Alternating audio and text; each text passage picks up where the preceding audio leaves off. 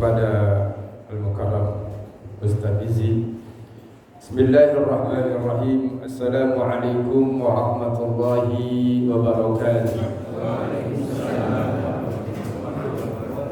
Alhamdulillahi rabbil alamin, al-malikil haqqil mubin, alladhi habana bil iman wal yaqin, wa qala lin nabiyyi wa ma arsalnaka illa rahmatan lil alamin.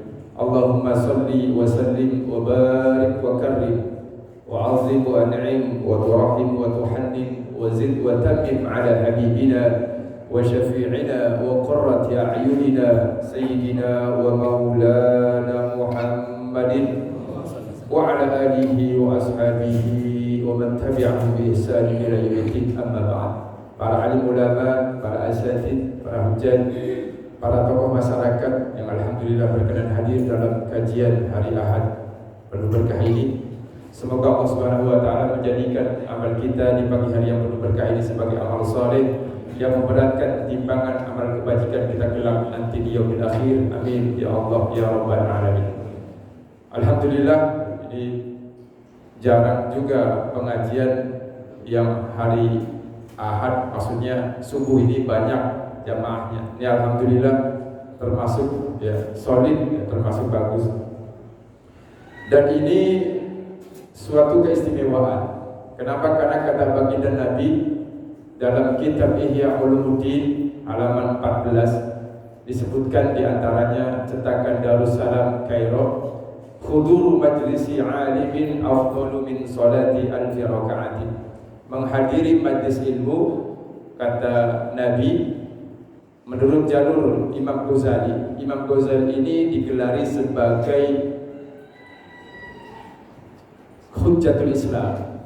Hujjah itu kata para ulama di atas Al-Hafiz. Kalau Al-Hafiz dalam hadis itu hafal 100.000 hadis lebih. Kalau Hujjatul Islam hafal 200.000 lebih. Nah, Imam Ghazali ini sering bermimpi berjumpa baginda Nabi. Nah, kitab Ihya Ulumuddin ini terkadang memang di dalam kitab Ihya ada beberapa hadis yang sanadnya tidak disebutkan. Tetapi banyak dari hadis-hadis yang beliau buat ini sahih li ghairihi, karena ada hadis lain yang menguatkannya. Dan setelah diteliti oleh para pakar, ternyata hadis-hadis yang ada dalam kitab Ihya Ulumuddin ini itu sejalan dengan hadis-hadis yang lain dan bisa dikatakan hadis-hadisnya sahih. Dan Imam Ghazali ini sering bermimpi berjumpa baginda Nabi. Makanya dalam kitab Ihya tidak kita jumpai beberapa hadis yang tidak ada sanadnya. Kata Imam Ghazali, menghadiri majlis ilmu afdalu, lebih afdal, lebih utama, lebih besar pahalanya min salati alfi raka'atin, daripada solat sunnah 1000 rakaat. Alhamdulillah, ada di sini solat sunnah buat semalaman 1000 rakaat ada. 1000 rakaat. Imam Malik saja hadirin sekalian, para alim, para ulama. Imam Malik bin Anas al-Asbahi al-Madani, imam mazhab kedua Ahlussunnah wal Jamaah, itu melaksanakan solat sunnah sehari semalam hanya kuat 800 rakaat. Itu kebiasaan beliau. Jadi Imam Malik sholat sunnahnya sehari semalam 800 rakaat. Imam Syafi'i sholat sunnahnya semalam itu 300 rakaat. Begitu juga dengan Imam Ahmad 300 rakaat. Ketika beliau sakit liver, hepatitis, itu beliau hanya mampu melakukan sholat sunnah semalam 150 rakaat. Nah, ini kata baginda Nabi, khudur majlisi alimin afdalu min salati alfi raka'atin, menghadiri majlis ilmu pahalanya lebih besar, lebih utama, lebih tinggi derajatnya daripada sholat sunnah 1000 rakaat. Alhamdulillah. Maka perlu dan patut kita syukuri, karena tidak semua orang bisa hadir di majlis ilmu kecuali orang-orang yang Allah gerakkan. Tadi imam kita sudah berdoa, Allahumma sarrif qulubana ala ta'atik, Allahumma qallib qulubana ala dini. Jadi diberikan bantuan, kita minta pertolongan kepada Allah untuk dimudahkan dalam ibadah, untuk digerakkan hati kita cinta kepada agama Allah, karena tidak semua orang bisa melakukan sholat sunnah berjamaah, apalagi pagi hari begini, di mana orang enak tidur. Hanya orang-orang yang Allah pilih saja, dan ini nikmat iman yang paling mahal. Saudara kaum muslimin rahimakumullah, saya diminta menyampaikan tentang Syiah atau Wahabi atau semisalnya. Kalau kita bicara tentang Syiah, hadirin sekalian, Syiah itu di dunia ini secara garis besarnya ada empat golongan, ada 4 macam. Yang pertama adalah Syiah gulat. Gulat ini Syiah yang berlebih-lebihan, Syiah yang sesat, Syiah yang menyimpangnya terlalu kentara. Syiah gulat ini diantaranya adalah Syiah Sabaiyah, yang mengatakan bahwa wahyu salah turun, harusnya ke Sayyidina Ali, tapi ini kepada baginda Nabi. Ini Syiah yang over. Nah, Syiah gulat ini kata para ulama, pakar agama, pakar aliran, itu dikatakan Syiah semacam ini hari ini sudah tidak ada. Syiah yang mengatakan bahwa seperti Syiah Kaisaniyah, Syiah Khattabiyah, mengatakan bahwa Ali ini adalah Tuhan. Bahkan ada yang mengatakan begitu. Di antara Syiah dulu yang dinamakan dengan ghulatus Syiah, Syiah yang berlebihan, yang sangat keliru.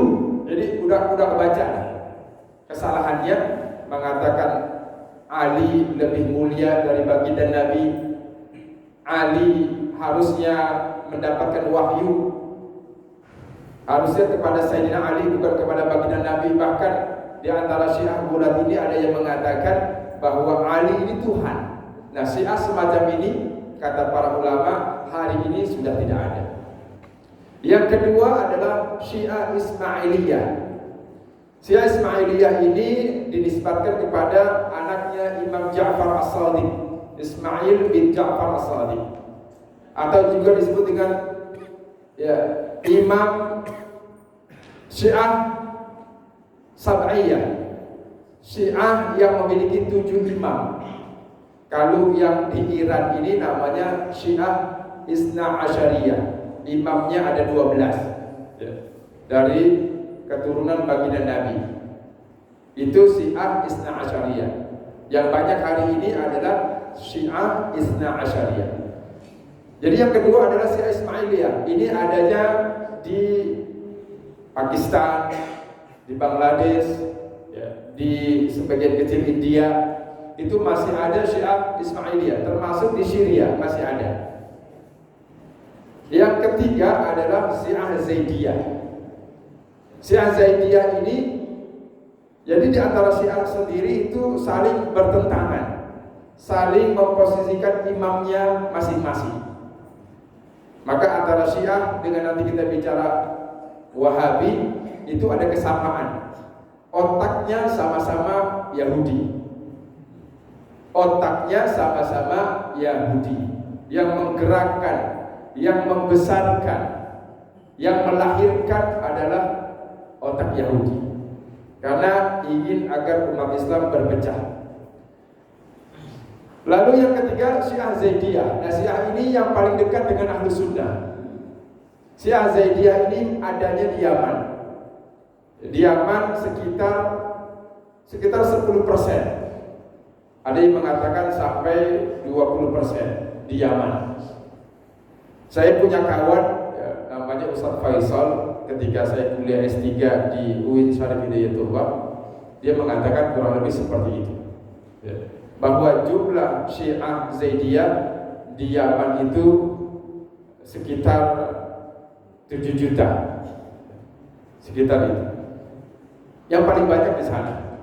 Nah, Syiah Zaidiyah ini, mereka ini tidak mengkafirkan sahabat-sahabat mulia. tidak mencaci maki. Mereka menghormati sahabat Abu Bakar, sahabat Umar, sahabat Utsman. Mereka terima sebagai khalifah, tetapi mereka lebih memuliakan Sayyidina Ali. Nah, kalau hanya seperti ini di zaman sahabat banyak. Di zaman sahabat sendiri banyak sekali para sahabat Nabi yang lebih menganggap Sayyidina Ali lebih mulia. Nah, maka oleh ahlu sunnah wal jamaah, di antara syiah yang selamat, yang dekat dengan ahlu sunnah, itu syiah Zaidiyah. Fikihnya, akidahnya, jadi syariat dan tauhidnya relatif sama dengan ahlu sunnah wal jamaah. Hanya saja mereka menganggap bahwa Sayyidina Ali lebih mumpuni dalam ilmu, lebih tinggi derajatnya karena adanya hadis-hadis Nabi tentang kemuliaan Sayyidina Ali. Ana madinatul ilmi wa ali babuha. Saya pintu ilmu dan Ali adalah, saya kota ilmu dan Ali adalah pintunya. Atau hadis-hadis tentang wasiat Nabi kepada sahabat Ali, meskipun ada perselisihan sedikit antara ahlu sunnah wal jamaah tentang wasiat ini, tetapi hadis tentang wasiat itu sahih. Hanya saja dalam ahlu sunnah, hadis wasiat ini tidak mencerminkan siapa pengganti setelah baginda Nabi. Yang keempat adalah Syiah Imamiyah yang disebut dengan Isna Asyariyah. Nah, ini banyak di Iran. Yang menyebar ke berbagai macam dunia ini, yang banyak itu Syiah Imamiyah ini, Isna Asyariyah dan Syiah Zaidiyah. Di Indonesia ada Syiah Zaidiyah dan yang lebih banyak lagi Syiah Isna Asyariyah. Meskipun mereka banyak, tapi tetap minoritas. Dan kita bangsa Indonesia tidak memerlukan Syiah. Kenapa? Kita dengan ahlu sunnah aja belum bisa bersatu, belum kompak, apalagi datang Syiah, makin ribut. Tidak perlu. Untuk masuk ke dalam surganya Allah Subhanahu wa ta'ala dengan ahlu sunnah kita sudah sangat cukup. Kita bisa masuk surga, bahkan kita lebih mudah menurut keyakinan kita untuk masuk surga dengan akidah ahlu sunnah wal jamaah, bukan dengan Syiah. Kenapa? Khususnya Syiah ya. Syiah ini mencaci maki sahabat, kebanyakan Syiah. Meskipun Zaidiyah tidak. Zaidiyah tidak mencaci maki. Hanya saja hari ini di antara Syiah itu gampang nyebrang. Kenapa? Karena informasi yang menyebar di dunia internet, buku-buku menyebar. Jadi akidah ini kan abstrak, nggak ada yang tahu, susah membacanya. Bapak Ibu misalkan hari ini ahlu sunnah wal jamaah mazhabnya Syafi'i, lalu tahun depan mazhab Hambali, bisa saja nggak ada yang tahu. Tipis-tipis, beda tipis. Karena banyak alumni Indonesia, mahasiswa Indonesia yang kuliah di Saudi, belajar di Saudi, di Madinah, Jamiah Madinah atau Ummul Qura, lalu pulang ke Indonesia membawa mazhab Hambali, mengajarkan kepada masyarakatnya. Terjadilah friksi. Padahal Syekh Ibnu Utsaimin, ulama Saudi sendiri, jadi ulama Saudi ini, kalau orang Saudi nyebutnya Wahabi, tapi mereka nggak mau disebut Wahabi. Meskipun Syekh bin Baz menerima itu, nggak ada masalah dengan Wahabi. Tidak ada yang jelek kata Syekh bin Baz, sudah meninggal dunia beliau. Tapi mereka nggak mau disebut Wahabi, maunya disebut Salafi atau As-Sunnah atau Al-Asari, antara Wahabi lalu. Jadi Syiah dengan Wahabi ini seperti kotoran unta dibelah dua. Sama nggak kalau dibelah dua? Sama, sama-sama jelek.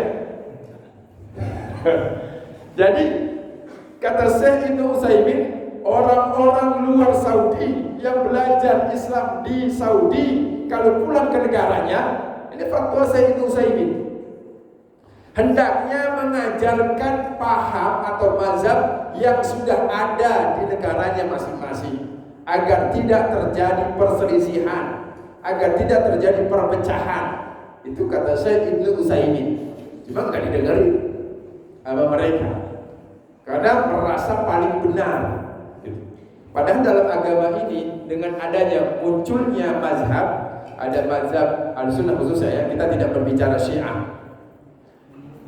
Mazhab Hanafi, Imam Abu Hanifah ini ulama tabi'in, karena beliau berjumpa dengan sahabat, berjumpa dengan Imam Ja'far tabi'in, dia berjumpa dengan sahabat yang lain.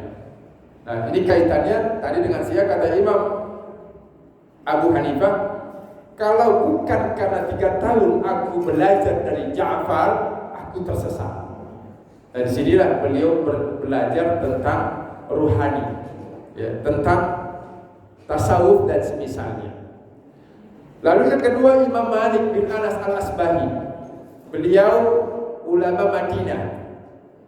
Yang ketiga Imam Syafi'i, yang keempat Imam Ahmad bin Hanbal. Dengan adanya mazhab-mazhab ini saja sudah menandakan adanya perbedaan. Maka penting bagi kita ya memaafkan saudara kita yang cara ibadahnya berbeda.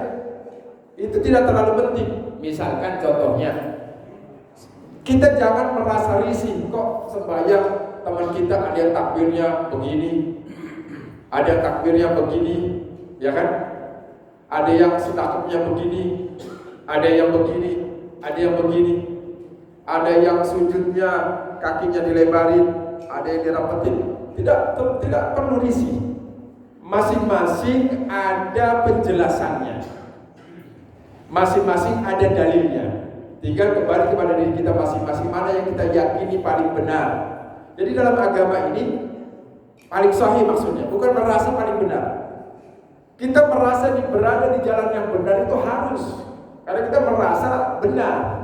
Tapi merasa paling benar tidak boleh, karena itu hak Allah.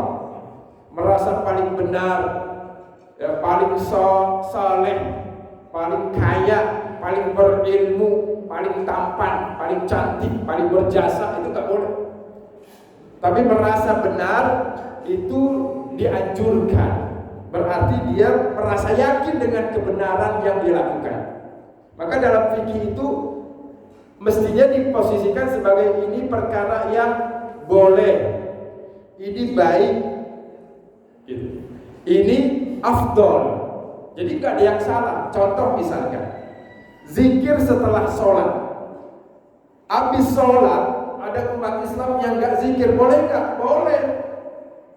Meskipun tidak mulia, boleh. Kadang-kadang habis sholat, Allahumma antas salam wa minkas salam, imam baca itu, baca istighfar, baca la ilaha illallah wahdahu la syarika lahu lahul mulku wa lahul hamdu yuhyi wa yumiitu wa huwa ala kulli syai'in qadir. Baca Allahumma ajirna minan nar, Allahumma ajirna minan nar, Allahumma ajirna minan nari salimin. Lalu baca Allahumma antas salam wa minkas salam, Allahumma la mani lima a'taita wa la mu'ta lima mana'ata. Ini semua hadis-hadis sahih yang Nabi baca setelah sholat. Nah, kalau ada umat Islam yang nggak baca ini, boleh nggak? Boleh, karena ini amalan sunnah. Lalu ada yang melakukan, Ustaz saya zikir, tapi zikirnya dengan suara pelan, boleh nggak? Bagus. Lalu ada yang zikirnya dengan suara keras, boleh nggak? Afdal. Jadi nggak ada yang salah. Ketika imam Allahumma antas salam, ada makmumnya sholat di belakang, Allahumma lantas jalan. Ada kayak gitu? Ada di beberapa masjid. Datang belakangan, pengen di sop depan. Udah selesai langsung pergi. Kosong, kan nggak bagus kelihatannya. Tapi boleh nggak? Boleh, cuma kurang adab. Boleh tapi kurang adab. Ya. Kenapa? Karena yang sunnah itu habis sholat ada zikirnya. Yang sunnah, karena kan ada kelompok umat Islam yang minoritas mengaku, wah itu nggak nyunnah, nggak nyunnah. Padahal yang justru yang dikit-dikit nggak nyunnah, minum air zam-zam yang nyunnah itu berdiri misalkan, wah itu nggak nyunnah kalau nggak berdiri. Kan ada yang begitu. Lalu misalkan hal-hal lain sedikit-sedikit nyunnah. Misalkan kaki dirapetin antara kaki, padahal sholat Nabi itu enggak rapat begitu, kata Imam Ibnu Hajar. Renggang 5 jam, sejam kali itu masih terhitung rapat, karena yang dimaksud renggang itu muat 1 orang untuk berdiri itu. Kata Imam Ibnu Hajar dalam Fathul Bari begitu. Yang dimaksud dengan satu zara'i ini bukan rapat, karena amalan sahabat tidak ada yang bangkit dari sujud berdiri nyari-nyari kaki lagi, rapetin lagi, nggak ada. Nggak ada hadis yang berbunyi para sahabat nyari-nyari kaki habis sujud nyari kaki lagi. Rakaat pertama ketika mau takbir, betul ada di antara sahabat yang mencari kaki.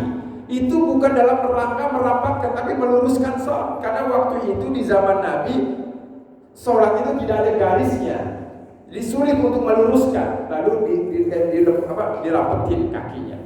Setelah itu normal lagi gitu.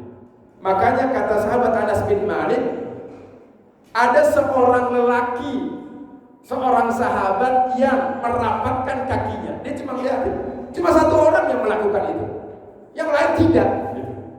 Wa kana ahadun minna, seorang di antara, cuma terkadang kelompok yang minoritas ini, yang terleleh ini malah ngambil yang aneh-aneh, yang sedikit dia kerjain. Jadi gara-gara itu umat terpecah belah, yang lain salah misalkan. Jadi merapatkan itu ya normal saja. Bahkan kata Nabi, khairukum alyanukum manakiba, yang paling baik di antara kalian itu yang paling lembut pundaknya kepada pundak saudaranya. Ketika sujud, ketika ruku, ini kan takbirah begini kata Imam Syafi'i. Ini kata mazhab Syafi'i, sejajar pundak itu ininya, lengan tangan ininya sejajar pundak, sejajar ke samping.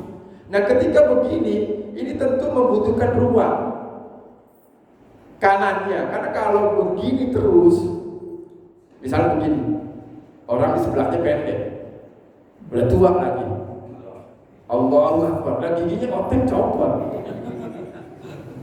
karena dia lebih pendek, kena gigi, misalnya gue kena muka gitu kan, misalkan. Sujud juga begitu. Sujud ini sama dengan posisi takbir kalau dalam mazhab Syafi'i. Jadi ketika sujud, tangan itu di sini samping. Bahkan dalam riwayat Ibnu Khuzaimah, Nabi takbir tangannya di atas kepala. Membahasakannya begini, di atas kepala. Jadi saudara mau begini silahkan, begini silahkan. Yang penting berdasarkan dalil yang lebih sahih. Oh ini lebih sahih. Meskipun begitu, mungkin ada yang begini, oh saya yakin, silahkan. Jangan menjadi perpecahan. Jangan terlalu melihat lahiriahnya. Yang terpenting adalah inna sholat adalah syuhda. Kalau hal-hal yang tadi imam-imam mazhab sudah gambarkan, ada yang begini. Imam Ahmad dalam mazhab Hambali khususnya, bukan Imam Ahmadnya, Hambali kontemporer begini, memahaminya bahwa tangan di bawah tangan sejajar pundak itu begini. Kalau mazhab yang lain begini, sejajar pundak itu, karena tangan itu bukan cuma ini. Tangan itu bukan cuma telapak tangan. Kalau yang sejajar begini berarti tangan di bawah pundak. Karena tangan ini tangan, ini batang tangan, lengan tangan, berarti di bawah pundak. Kalau Syafi'i begini, maka disinilah tidak terlalu rapat. Begitu ketika sujud. Meskipun begitu, jamaah silahkan yang mana saja. Saya bukan mengarahkan. Tapi kalau kita ngambil mazhab Syafi'i begini. Lalu tadi kita kembali kepada zikir tadi sebagai contoh. Kata Nabi atau Nabi perilaku Nabi. Kata sahabat Ibnu Abbas dalam Sahih Bukhari, inna raf'as sauti bizikri hina yansarifun nasu minal maktubah kana ala ahdin Nabi. Sesungguhnya raf'as sauti, mengeraskan suara zikir, saut habis sholat. Inna raf'as sauti bizikri hina, ketika yansarifun nas, orang-orang telah selesai dari sholat berjamaah. Karena ala ahli Nabi, itu telah biasa terjadi di zaman Nabi. Karena fi'il madi, lalu diikuti fi'il mudhari. Karena ala ahli Nabi. Inna raf'as sauti bizikri hina yansarifun nasu minal maktubah kana ala ahli Nabi sallallahu alaihi wasallam. Wa kuntu a'lamu bidzalika idza sami'tu, dan aku tahu selesainya sholat Nabi dengan terdengarnya suara zikir yang keras. Makanya kata para ulama, termasuk kata Syekh bin Baz, ulama Saudi, Syekh Ibnu Utsaimin, bahwa yang sunnah kalau bicaranya nyunnah. Nah sekarang saya gatel dengan kata dikit-dikit nyunnah, enggak nyunnah gitu. Seakan dia yang paling benar. Yang sunnah justru habis sholat ada zikirnya dengan suara keras. Tidak ada dalil hadis satupun sampai budek nggak bakalan ketemu. Nyari hadis Nabi habis sholat nggak ada zikirnya, nggak ada. Habis sholat zikir suara pelan, nggak ada, nggak bakalan ketemu. Yang ada habis sholat zikir dengan suara keras. Tuh hadirin sekalian. Inna raf'as sauti bizikri. Meskipun demikian mungkin di antara jamaah habis sholat nggak zikir, boleh, itu amalan sunnah. Sunnah itu dikerjakan dapat pahala, ditinggalkan tidak berdosa. Namun ada adabnya. Seperti kita sholat, misalkan sholat, sah nggak sholat pakai kain sarung doang atas pusar sampai lutut, sah nggak? Sah. Tapi ada adab nggak? Kecuali kita nggak punya kaos. Misalkan kita sholat jamaah pakai kaos merek kapal api misalkan. Contoh, ini bukan menyebut merek. Sah nggak? Sah. Tapi itu mengganggu. Ketika takbir dia paling depan lagi. Allahu Akbar. Pasti kebaca. Bismillahirrahmanirrahim, kapal api. Pasti kebaca. Kecuali dia nggak bisa baca. Artinya sopan santunnya kurang. Nah maka kita mestinya memposisikan antara boleh, baik dan afdol dalam ibadah kita, selagi itu tidak keluar dari syariat kita, ya. Tidak keluar dari mazhab-mazhab Islam yang ada, ahlu sunnah wal jamaah. Nah, maka kita mengkritisi, ya, jadi Wahabi sekarang udah mulai meredup di Saudi. Kenapa? Karena MBS Muhammad bin Salman ini keras kepada Wahabi. Di sana gerah ulama-ulama Wahabi. Cuma memang Muhammad bin Salman ini membuka kerannya terlalu lebar. Itu barangkali karakter orang Arab mungkin ya. Kalau keras banget. Kalau terlalu longgar benar. Jadi sekarang ini bukan cuma apa namanya moderat, tapi mirip-mirip rada-rada liberal. Jadi diskotik dibuka, bioskop dibuka, bar-bar dibuka. Jadi terlalu lebar kerannya. Apakah ini karakter orang Arab? Wallahu a'lam. Jadi kalau strict, ya, keras benar, longgar benar. Nah, itu tentang zikir setelah sholat. Maka kalau yang sunnah itu habis sholat ada zikirnya. Kata Imam Ibnu Hajar Al-Asqalani, disampaikan oleh Syekh bin Baz juga, bahwa Nabi dan para sahabat setelah sholat itu zikirnya keras dan bersamaan antara makmum dengan imam. Tuh, kalau pengen nyunah, jadi imam baca, makmum ikuti seperti sahabat baca. Bahkan kata para ulama hadis, termasuk kata Syekh bin Baz sendiri, ulama Saudi yang orang luar nyebutnya Wahabi, mereka gak mau yang jamaahnya di sini gak mau disebut Wahabi, maunya Salafi atau As-Sunnah atau semisalnya. Itu sama saja. Kenapa sama? Karena antara Wahabi, Salafi, As-Sunnah, Atsari, apapun namanya, atau Muwahhid, sama. Kenapa sama? Karena ulamanya sama, guru-gurunya sama, kitab-kitabnya sama. Apa bedanya? Ulamanya sama, Ibnu Taimiyah, Syekh Muhammad bin Abdul Wahab, kitabnya sama, Majmu' Fatawa Ibnu Taimiyah, Syekh bin Baz, Ibnu Utsaimin, Ibnu Jibril, Ibnu Fauzan. Namanya aja beda. Termasuk Albani ada di dalam. Jadi namanya sama, ulamanya sama, ustadznya sama, kitab-kitab rujukannya sama. Ya sama. Cuma mereka sendiri memang fanatik di antara gurunya. Ada yang fanatik kepada Albani, ada yang fanatik kepada Ibnu Utsaimin, ada yang fanatik kepada Syekh bin Baz. Syekh bin Baz nulis cara sholat, Albani juga nulis cara sholat. Itu beda-beda cara sholat. Kalau Syekh bin Baz habis ruku sedekap. Kalau Syekh bin Baz, kalau Albani lurusin, kalau Albani gerak-gerakin, kalau Syekh bin Baz lurus. Gitu. Jadi beda-beda. Di antara mereka juga beda-beda karena memang imam mazhab sendiri juga ada perbedaan. Gitu. Maka disinilah perlunya kita toleransi sesama umat Islam. Kembali tadi kepada masalah zikir agar nanti kita mengkritisi antara Syiah dan Wahabi. Lalu sebenarnya saya ingin menyampaikan tema lain, ya, tapi tidak menjadi masalah. Ini sendiri saya nggak baca sebelumnya, pokoknya yang ada di pikiran saya aja. Lalu dikatakan bahwa kata para ulama, suara zikirnya Nabi setelah sholat ini terdengar melampaui pintu-pintu Masjid Nabawi. Jadi ketika Nabi baca istighfar bareng sahabat, la ilaha illallah wahdahu la syarikalah bareng sahabat, baca subhanallah subhanallah sama sahabat. Nah, pernah suatu kejadian sahabat Ibnu Abbas ini karena ada satu keperluan, itu datang sholat jamaah terlambat. Beliau mengatakan bahwa terdengarnya inna inqidha sholatin nabi bitakbir. Ini dalam Sahih Bukhari. Kata Ibnu Abbas, sesungguhnya selesainya sholat Nabi ditandai dengan terdengarnya suara takbir yang nyaring. Apa maksudnya kata para ulama? Jadi ketika Nabi dan para sahabat sholat, Nabi baca istighfar sudah lewat, baca la ilaha illallah wahdahu la syarikalah sudah lewat, baca Allahumma ajirna minan nar sudah lewat, Allahumma la mani'a sudah lewat, Allahumma anta salam sudah lewat.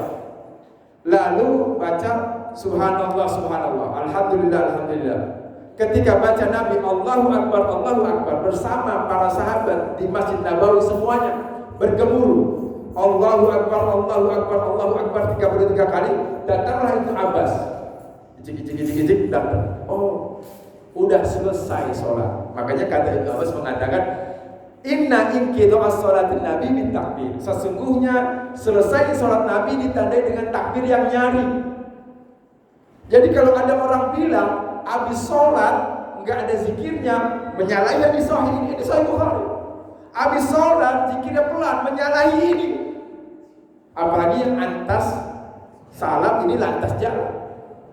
Maka dalam masalah ini zikir dengan suara keras setelah sholat adalah sunnah. Adapun zikir dengan suara pelan itu dalilnya penafsiran. Dalam ayat Al-Qur'an dikatakan wadhkur rabbaka fi nafsika tadarruan wa khifatan wa dunal jahri minal qawli bil ghudwi wal asar. Wadhkur rabbaka fi nafsika. Zikirkanlah nama Tuhanmu. Rabbaka, Tuhanmu.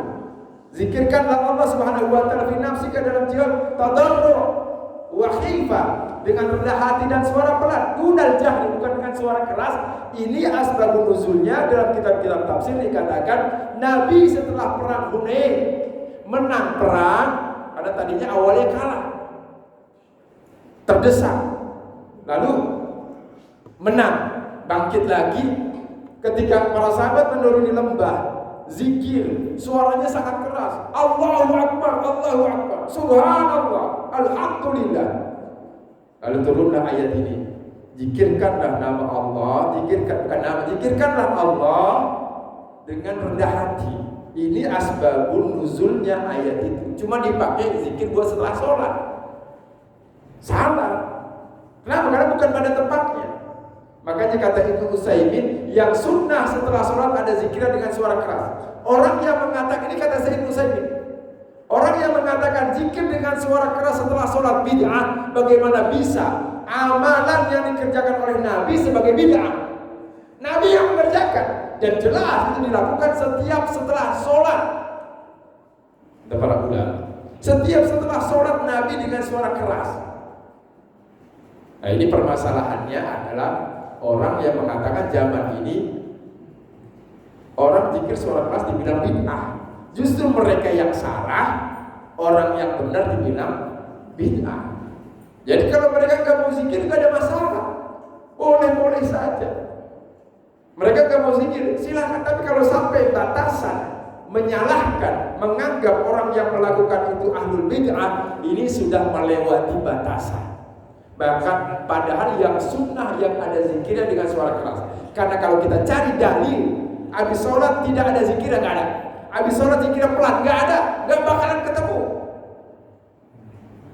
Demikian hadirin sekalian tentang amalan sunnah perbandingan dengan wahab. Maka ini ngacak, ini temanya ngacak. Ya. Tapi intinya adalah tentang paham tadi, ya. Bahwa kita dalam beragama mesti ya rahmah. Rahmah itu sayang kepada saudara kita. Jangan hanya gara-gara beda takbir menganggap ini salah. Itu tidak terlalu penting.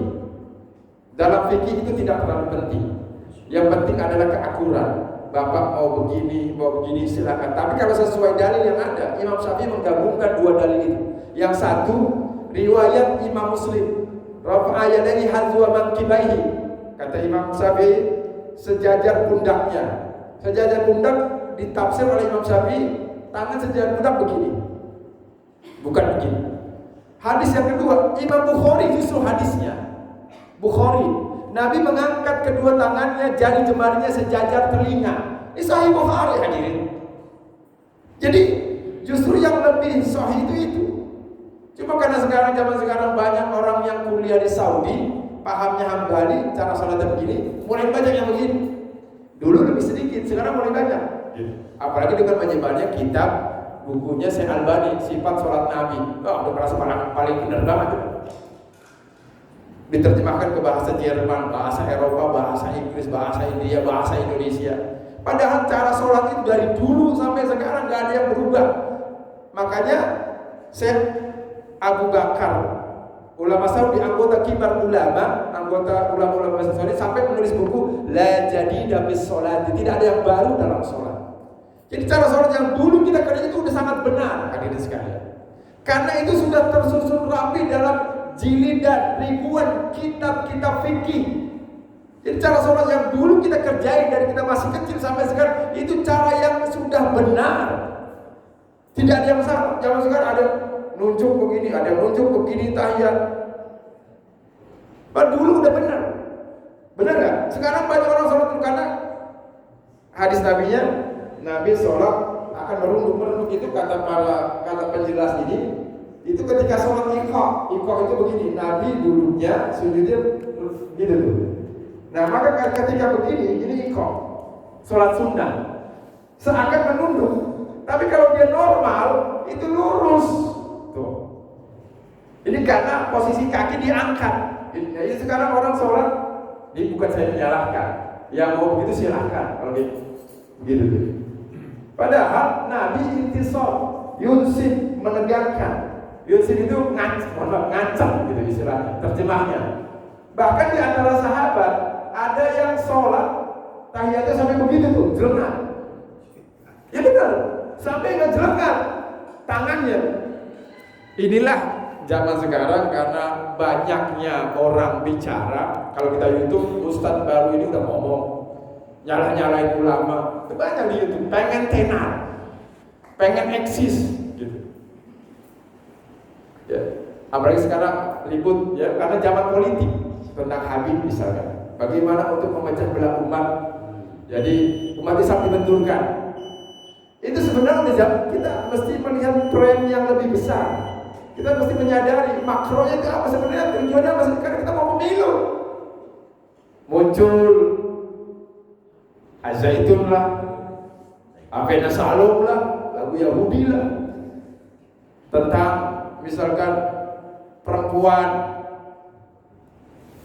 boleh, malah siapa dia, Panji Gumilang aja apa? Panji Gumilang jadi khotib imam Jumat dan akan parah itu. Itu sudah melewati syarat. Kalau semua orang boleh bicara fikih, ini akan rusak agama. Sekarang Panji Gumilang ini sudah memenuhi syarat gak sebagai mujtahid mutlak? Dia hafal Quran gak? Dia hafal ribuan hadis gak? Dia paham ijma' gak? Dia hafal kaidah qiyas gak? Belum lagi maslahah mursalah, syariat sebelum kita, syarman qablana, lalu qaul sahabat, lalu al-adah. Ini semua dalil-dalil agama. Jadi dalam agama itu tidak cuma hanya Quran hadis itu masalah. Ini Quran hadis itu masih baku. Masih baku Quran hadis itu. Misalkan kita baca Quran, kita pahami, kita akan tergelincir karena kita tidak memiliki ilmunya untuk memahami itu. Nah Panji ini ulama bukan, tapi mengkritik ulama, berfatwa, kan ini sudah menyimpang. Ini kita harus pahaminya. Ini tahun politik. Tahun politik ini coba nanti perhatikan. Banyak muncul bagaimana orang tidak fokus untuk bersatu umat Islam. Kita mesti menyadari itu. Ingin memecah belah suara. Ini kalau ada intel mungkin ini besar Wahabi, kalau mau Wahabi, tapi politiknya ke arahnya ke sana juga bisa. Ya terserah, itu kan pilihan. Kita pengen umat Islam bersatu. Siapapun presidennya, yang penting umat Islam bersatu. Ya. Kita tidak bicara hal ke sana. Jadi begitu. Maka tentang Wahabi ini juga, ya misalkan saya bicara Wahabi bisa saja dipelintir untuk memecah belah umat, tapi tujuan saya bukan itu. Tapi Wahabi ini sudah mulai meredup. Maka di Saudi ini kekuatan Wahabi sudah mulai berkurang. Kalau kerajaan Saudi guling, itu hilang Wahabi. Saya yakin kalau kerajaan Wahabi guling, hilang. Atau mungkin paham MBS ini eksis terus, lama-lama pudar. Bagus, mesti bersatu. Jangan mendominasi. Jadi paham Wahabi ini kekurangannya itu menganggap orang itu salah. Ahlul bidah, ahlul neraka. Itu keliru, Islam tidak begitu. Mestinya meskipun mereka berpaham Wahabi, melihat saudaranya yang Islam itu tidak begitu mestinya. Harusnya begitu. Tidak ahlul bidah, ahlul neraka. Karena kalau begitu surga kosong. Ini barangkali yang bisa saya sampaikan, sekedar mukadimah saja, barangkali memancing. Mungkin ada pertanyaan, mudah-mudahan bisa Ana Al-Fakir jawab. Wallahu a'lam. Karena sudah suruh kayaknya. Iya. Silahkan kalau ada yang mau bertanya. Mudah-mudahan bisa Ana Al-Fakir. Jadi saran saya, kita ini tidak perlu bersyiar. Nggak perlu, buat apa sih? Apalagi orang tasawuf ya, misalkan saya ini bertarikah, meskipun saya mengamalkan tarikahnya tidak seperti kawan-kawan saya yang mungkin gitu. Karena dalam tasawuf itu jangankan mencaci maki sahabat, hadirin, mencaci maki tetangga saja, teman tuh nggak boleh. Aib, celah, derajat kita runtuh, turun. Ini sahabat kemudian dicaci maki, karena kita tidak tahu hakikatnya bagaimana. Sahabat Umar dicaci maki, misalkan sahabat Abu Bakar atau sahabat-sahabat yang lainnya, Utsman atau yang lainnya lagi. Kita mencaci maki teman aja nggak boleh, apalagi mencaci maki sahabat, apalagi mencaci maki umat Islam. Kata Nabi dalam Sahih Bukhari, sibabul muslim fusukun, mencaci maki orang Islam suatu kefasikan. Wa qitaluhu kufrun, dan membunuhnya, memeranginya adalah kekafiran. Jadi kalau kita perangin orang Islam, kafir. Ini pendiri Wahabi, orang Islam diperangi, itu bukan katanya. Itu dalam karya-karyanya. Disertasi saya berjudul Pemikiran dan Praktik Jihad Syekh Muhammad bin Abdul Wahab. Itu disertasi saya. Dari 28 karya beliau, atau 27, ya relatif lah. Dari 28 karya beliau yang tipis-tipis, kan karya beliau yang tebal. Ada yang 5 halaman, ada yang 8 halaman, 15 halaman, 26 halaman. Jauh dengan ulama-ulama semisal Imam Syafi'i punya kitab Ar-Risalah, kita punya kitab hadis Musnad Syafi'i. Itu Imam Syafi'i, imam kita. Imam Malik punya kitab Al-Mudawwanah Al-Kubra, kitab fikihnya. Belum lagi kitab-kitab yang lainnya, hadis yang muwatta, itu berjilid-jilid. Belum Imam Ahmad bin Hanbal, belum Imam Abu Hanifah. Jangankan Imam Syafi'i, muridnya saja majmu', ya, mazhabnya majmu'. Imam Nawawi bukan murid ketemu, murid dalam arti mazhab. Itu Imam Nawawi majmu', syarah muhadzab, berjilid-jilid. Lah ini, mohon maaf, Syekh Muhammad bin Abdul Wahab dipandang lebih mumpuni dari imam mazhab, lebih mumpuni dari imam-imam Nawawi, Imam Ibnu Hajar, Imam Syirazi, Fahrul Razi, maupun yang lainnya, dianggap lebih mumpuni. Bagaimana bisa karyanya aja tipis-tipis? Mohon maaf, ada penulis barat membahasakan tulisan Syekh Muhammad bin Abdul Wahab seperti tulisan anak SD, dibilang begitu. Cuma 5 lembar karyanya. Ada yang 5 itu tebal karena disyarah oleh murid-muridnya, jadi tebal. Jadi berapa jilid? Ada 4 jilid, ada 2 jilid, disyarah. Yang parahnya lagi ada beberapa kitab yang tidak dibedakan antara teks matanya dengan syarahnya, jadi nyambung. Jadi ini tulisan siapa ini? Apa Syekh Muhammad bin Abdul Wahab atau pensyarahnya? Itu nggak boleh begitu dalam kita. Nah, fatwa Syekh Muhammad bin Abdul Wahab memfatwakan jihad, mengatakan orang yang bertawasul itu harus diperangi. Tawasul itu musyrik, kata Syekh Muhammad bin Abdul Wahab. Bahkan bukan cuma Syekh Muhammad bin Abdul Wahab, kata Syekh bin Baz juga begitu. Ulama kontemporer ya. Kata Ibnu Utsaimin juga begitu. Tawasul itu bagaimana? Contohnya kalau di pengajian kan ada Ya Rabbil Mustafa, kan ada begitu kan? Ya Allah Tuhanku Rabbi bil Mustafa balligh maqasidana, sampaikanlah maksudnya. Dengan Nabi kita itu dibilang musyrik. Jadi dengan keberkahan Nabi Muhammad dianggap musyrik. Tawasul. Allahumma inna nas'aluka wa natawajjahu ilaika bi nabiyyika Muhammadin. Ya Allah, aku menghadap kepadamu dengan Nabi Muhammad. Dianggap musyrik. Bukan cuma boleh diperangi, harus diperangi. Hartanya boleh dirampas, orangnya boleh dibunuh.